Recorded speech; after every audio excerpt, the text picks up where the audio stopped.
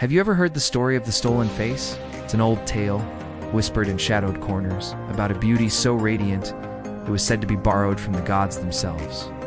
But like all borrowed things, it had to be returned, and often with a terrible price. This isn't just a fairy tale, it's a modern reality, a phenomenon I call the curse of borrowed beauty. In our world, the gods are replaced by filters, editing apps, and cosmetic procedures. We can sculpt our faces, slim our waists, and brighten our eyes with just a few taps on a screen. We borrow a version of beauty that isn't truly ours. It feels fantastic at first, doesn't it? The likes pour in, the comments are full of heart emojis, and for a fleeting moment, we feel seen, admired, and validated. This is the seductive allure of borrowed beauty. You get all the perks of being conventionally attractive without what feels like any of the work. But here's where the curse begins to creep in. The more you rely on this enhanced version of yourself, the more the real you starts to feel inadequate. You look in the mirror and see the unfiltered reality, the pores, the blemishes, the asymmetry that makes you uniquely you. And instead of acceptance, a wave of disappointment washes over you. The face in the mirror becomes a stranger. Before picture you're desperate to fix. This growing gap between your digital self and your real self is the first stage of the curse. It's a quiet anxiety, a constant low-level hum of not being good enough. Soon, this anxiety starts to impact your real life. Maybe you start declining video calls, terrified they'll see you without the perfect lighting and angle. You might avoid spontaneous photos with friends, or feel a pang of panic when someone tags you in a picture you have unapproved. The digital world, which once felt like a playground, now feels like a prison. You've become the warden, obsessively curating every image, terrified of the real you being exposed. The freedom to just exist, to be present in the moment, is stolen. That's the second stage of the curse, isolation. You're hiding not from the world, but from yourself. This constant performance is exhausting. Maintaining the illusion of effortless perfection takes an incredible amount of mental and emotional energy. You spend hours choosing the right photo, editing it to perfection, and then anxiously monitoring the response.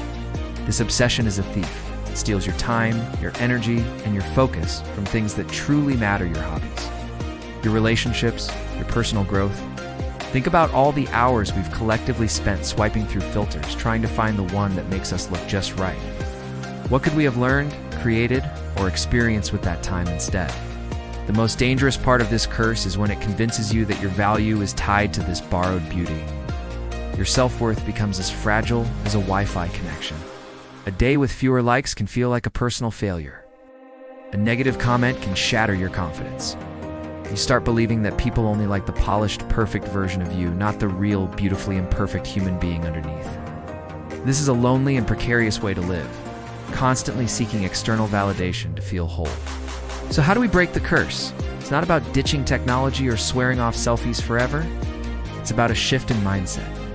It starts with a digital detox. Try spending a day, or even just an afternoon, posting something completely unfiltered. A picture of your messy desk, your morning coffee, or just a simple, unedited selfie. It will feel scary at first, but you might be surprised by the response. Often, authenticity resonates with people far more than perfection. Next, curate your feed for your mental health. Unfollow accounts that make you feel inadequate. Follow creators who celebrate realness, who show their struggles alongside their triumphs. Fill your digital space with inspiration, not comparison. Remember that social media is a highlight reel. You're comparing your behind the scenes to someone else's curated best moments. It's a game you can never win. Most importantly, practice self-compassion.